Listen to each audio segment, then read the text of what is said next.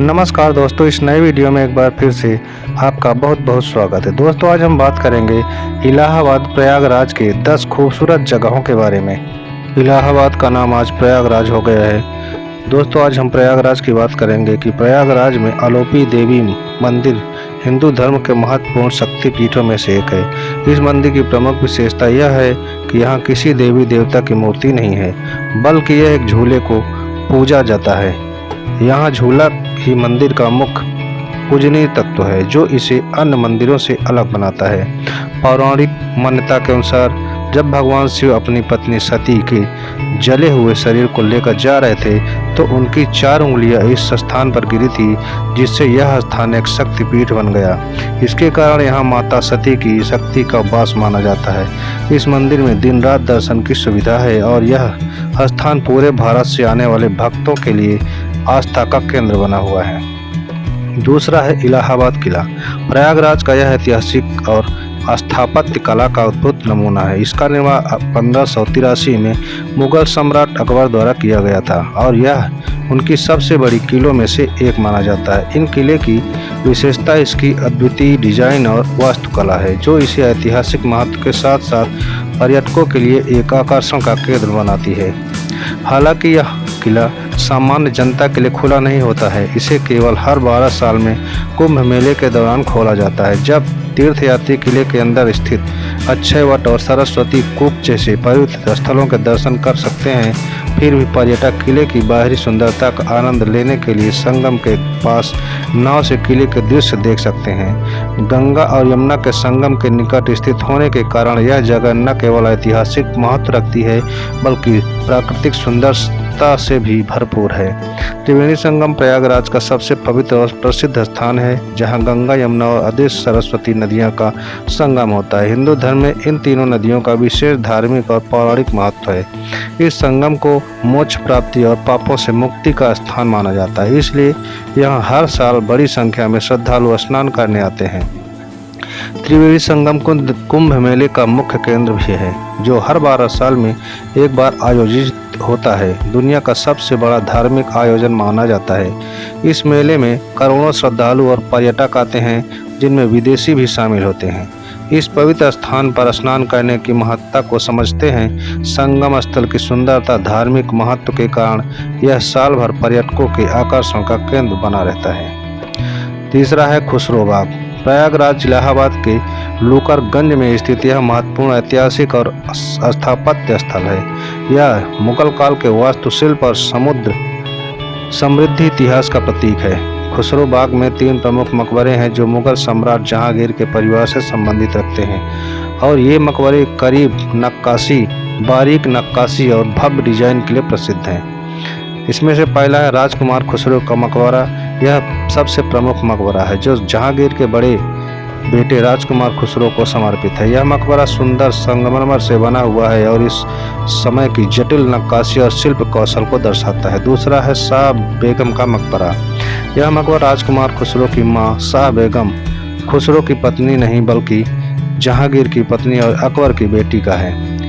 इसे भी बड़े पैमाने पर संगमरमर और विस्तृत नक्काशी से सजाया गया है, जो मुगल काल की बेहतरीन कारीगरी को दर्शाता है।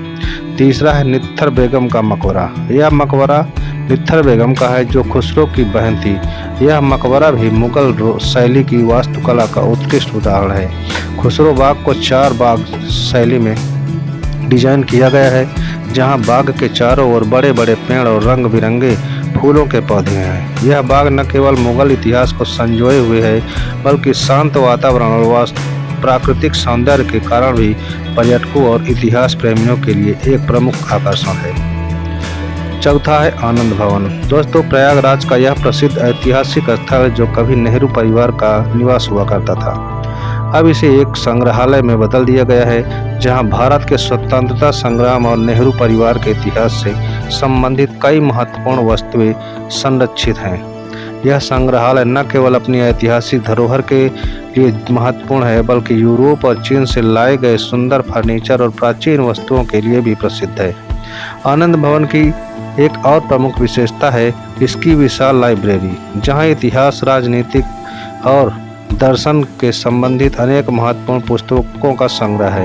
यह संग्रहालय चारों ओर से हरे भरे बगीचों से घिरा हुआ है, जो इसे शांत और सुखद माहौल प्रदान करते हैं और यहाँ घूमने आने वालों के लिए यह एक अद्भुत अनुभव बरताता है। यह स्थल भारतीय स्वतंत्रता संग्राम के ऐतिहासिक पलों का साक्षी है और आज़ादी के समय की कई घटनाओं से जुड़ा हुआ है, जिससे इसे प्रयागराज में घूमने के लिए एक अनिवार्य स्थान माना जाता है। इलाहाबाद स्तंभ, जिसे अशोक स्तंभ के नाम से भी जाना जाता है, प्रयागराज का यह महत्वपूर्ण ऐतिहासिक और सांस्कृतिक धरोहर स्थल है। यह स्तंभ सम्राट अशोक द्वारा मौर्य सम्राट के दौरान स्थापित किया गया था और इसमें ब्राह्मी लिपि में लिखे शिलालेख अंकित हैं, जो अशोक के धर्मोपदेशों और उनके शासनकाल के निर्देशों को दर्शाते हैं। इन शिलालेखों में अहिंसा, धर्म और न्याय के सिद्धांतों का उल्लेख मिलता है, जो अशोक की बौद्ध शिक्षा के प्रति प्रतिबद्धता को प्रकट करते हैं। स्तंभ के शीर्ष पर स्थित अशोक चक्र बुद्ध के जीवन चक्र और शिक्षाओं का प्रतीक है और इसे भारतीय संस्कृति और इतिहास का एक महत्वपूर्ण प्रतीक माना जाता है। वर्तमान में यह स्तंभ एक सुंदर उद्यान से घिरा हुआ है, जो इस ऐतिहासिक स्थल की शांति और सौंदर्य को बढ़ाता है। प्रयागराज में घूमने आने वाले पर्यटकों के लिए यह एक महत्वपूर्ण स्थल है, जहां वे भारत के प्राचीन इतिहास और सम्राट अशोक की विरासत से रूबरू हो सकते हैं। इलाहाबाद संग्रहालय प्रयागराज में स्थित एक प्रमुख सांस्कृतिक ऐतिहासिक स्थल है, जो भारत के समृद्ध इतिहास और सांस्कृतिक धरोहर को संरक्षित करता है। यह संग्रहालय चंद्रशेखर आजाद पार्क, जिसे पहले अल्फ्रेड पार्क के नाम से जाना जाता था, इसके भीतर स्थित है और इसे देश के बेहतरीन संग्रहालयों में गिना जाता है। इस संग्रहालय में इलाहाबाद और आसपास के क्षेत्रों से संबंधित पुरातात्विक और ऐतिहासिक कलाकृतियों का व्यापक संग्रह है। यहाँ की पुरातत्व गैलरी में आप कुषाण, मौर्य और गुप्त काल की महत्वपूर्ण मूर्तियां, औजार और अन्य प्राचीन वस्तुएं देख सकते हैं, जो इन महान सम्राटों की कलात्मक और सांस्कृतिक उपलब्धियों को दर्शाती है। इसके अलावा संग्रहालय में नृवंश विज्ञान गैलरी, सिक्के और मुद्रा गैलरी और पेंटिंग गैलरी जैसी कई अन्य गैलरियां भी हैं। इन गैलरियों में भारत की विविध जनजातियों से संबंधित कलाकृतियाँ, प्राचीन सिक्कों का संग्रह और विभिन्न भारतीय कलाकारों की कलाकृतियाँ प्रदर्शित करती जाती हैं।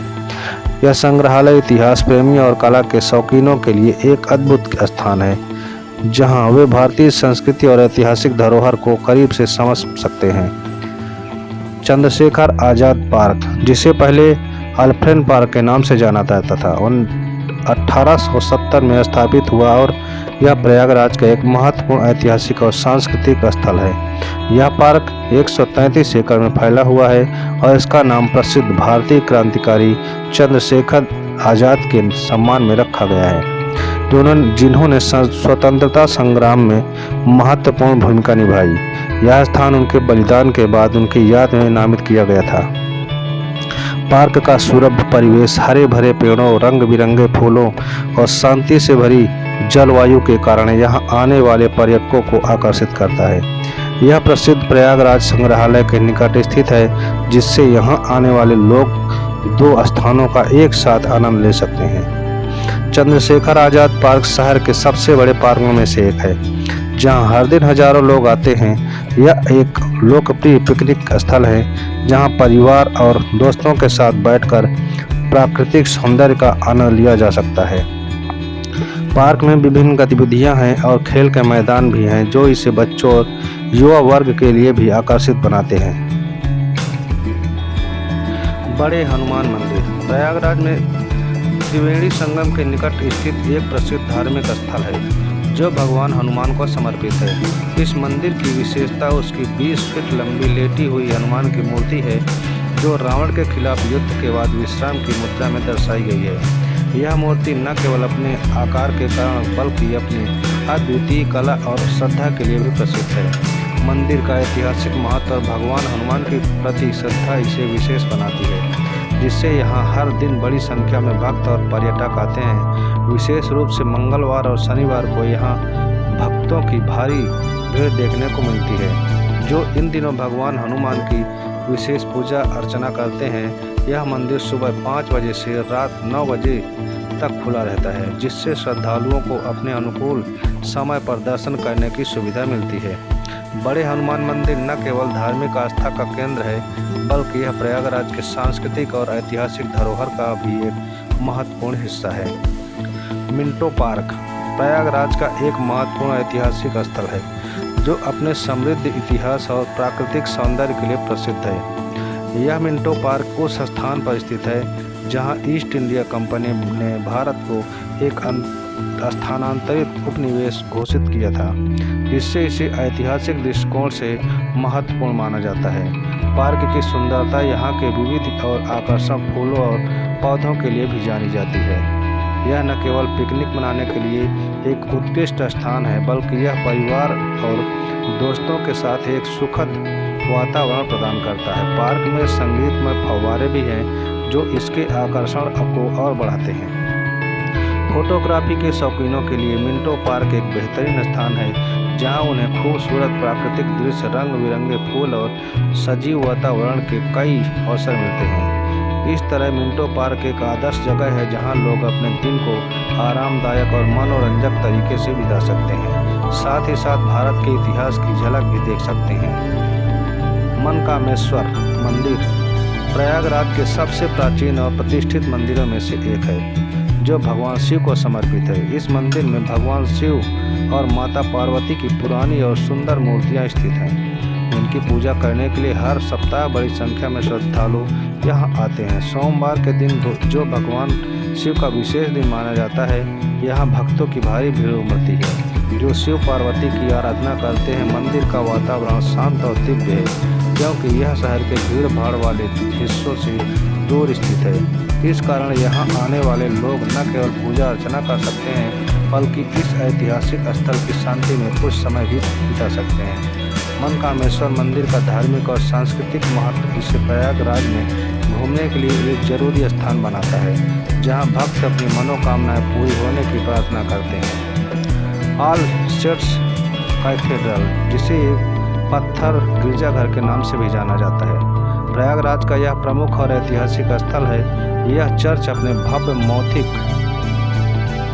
गोथिक वास्तुकला और सुंदरता के लिए प्रसिद्ध है, और यह हर साल दुनिया भर से हजारों पर्यटकों को आकर्षित करता है। चर्च के अंदर प्रवेश करते ही आपको इसकी ऊंची शिखर संरचनाएं, रंगीन कांच की खिड़कियां और जटिल पत्थर की नक्काशी प्रभावित करती है। इन सभी तत्वों के कारण यह चर्च स्थापत्य कला का एक अद्भुत नमूना है। इसके अलावा चर्च के अंदर कुछ स्मारक और उल्लेखनीय व्यक्तियों से जुड़ी यादगार वस्तुएं भी दिखाई देती हैं।